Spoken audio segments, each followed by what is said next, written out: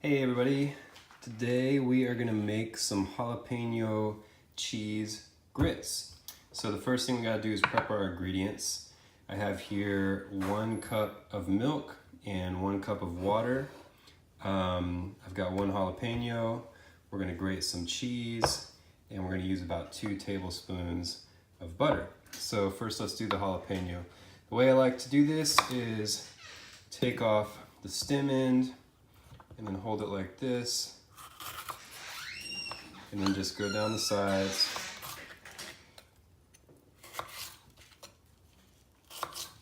And then you got the seeds, you can throw those away, and then just clean up that little bit there. And then we want to do kind of a small dice, and so I like to cut little batons like that. Actually, let's clean this one up here a little bit. That part can be sort of bitter, but it wouldn't make that big of a difference, honestly.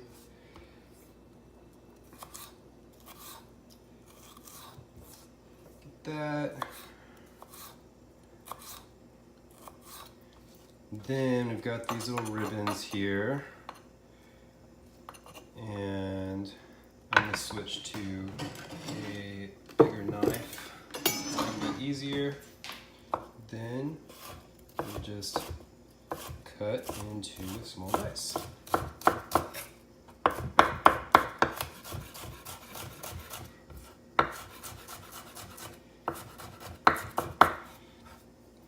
There's a jalapeno. Push that off to the side.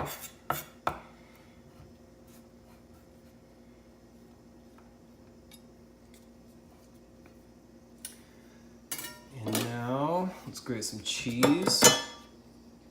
It's really kind of up to you how much you want to do. Just how cheesy do you want it to be. This cheese I have is Comte cheese, which is sort of a fancy European cheese. You can use cheddar. That's sort of the classic go-to for doing this, but really any melty cheese that your heart desires, you can use in this recipe, preferably something that's grateable like this. So we've got our cheese, we've got that. Let's start cooking.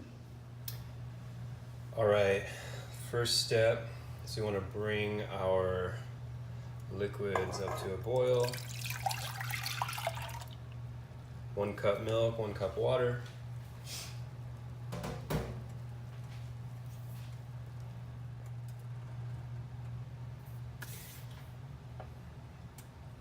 All right, we are at a simmer. I'm gonna go ahead and add my jalapeno. It's important to watch this too, because it will boil over really, really fast and make a big mess. Give it a little bit of a whisk. I'm also gonna add a nice big pinch of kosher salt. This is my preferred salt.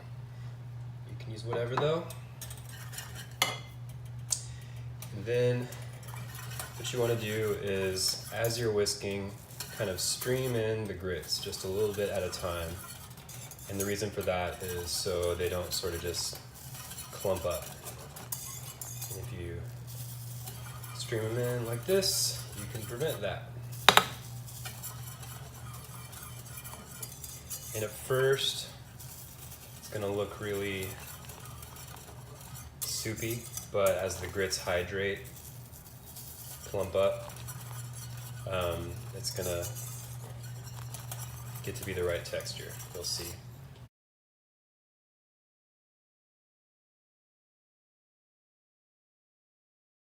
You can do shrimp and grits with these. You can just put an egg on top and eat it for breakfast. You can do a lot of things here.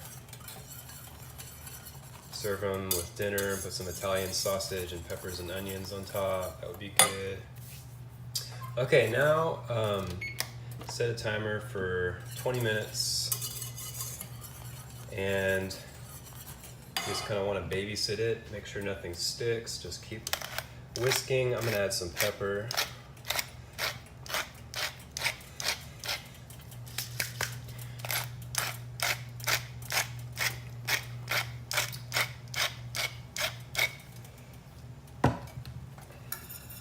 You'll see it's already starting to boil up like that.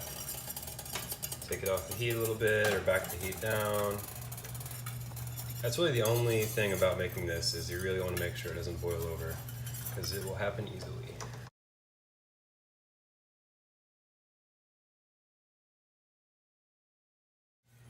As you can see, I'm a few minutes in and it's already starting to get thicker. That will continue. I'm going to back the heat down a little bit more. We're kind of on medium to medium low now. It doesn't have to be boiling really hard, you just want it sort of at a hard simmer, I would call it.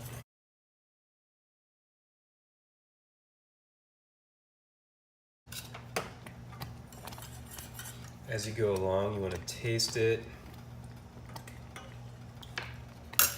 I can taste that it needs a little bit of salt and could use more pepper actually, but I also got to keep in mind that the butter I'm going to add at the end is salted butter, so I don't want to put too much because that's going to add a little bit of salt.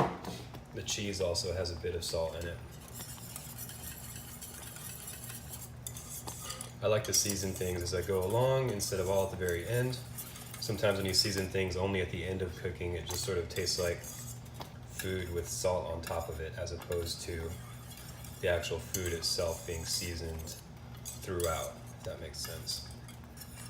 If your grits are thickening up a little bit too quickly, which mine are, you can do a couple things. It's happening because the heat was on too high, so too much moisture evaporated too quickly.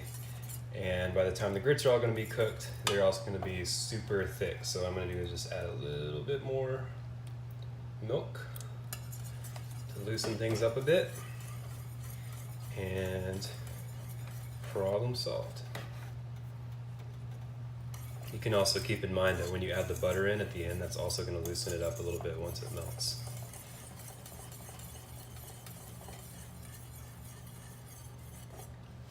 Okay, the grits are now cooked and they're ready to be finished. The way I know they're cooked, it's taken about 20 minutes of cooking, is, let me try some. They're softer now, they still have a little bit of bite, but they've softened up and they're enjoyable to eat. And so that means they're ready to get the other stuff. I forgot to mention, these are not instant grits. These are regular old grits, okay? If they're instant, then that's a different ball game. It's gonna cook very quickly. Okay, so now what we do, add your butter in. Just stir it till it disappears.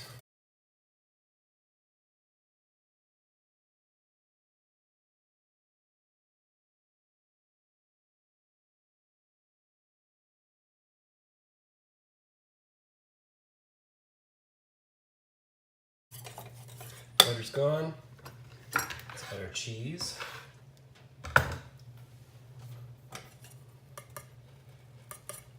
Just kind of dump it in there, I guess. Stir the cheese in.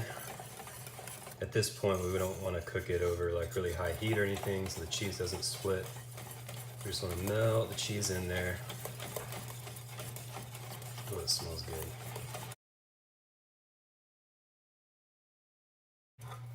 Let's taste it. See if it needs any more salt or pepper. Oh, it's good. It's good on salt. Add a little bit more pepper.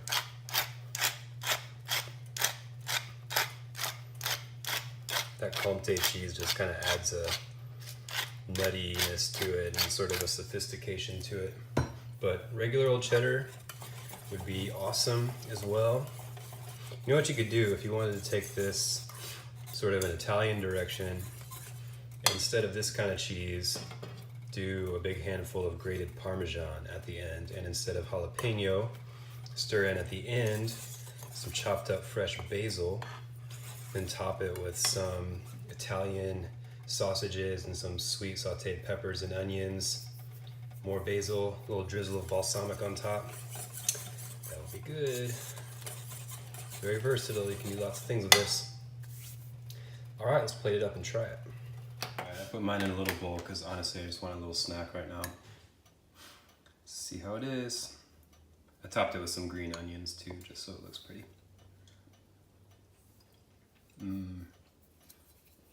Delicious. Good stuff. Let me know if you try it.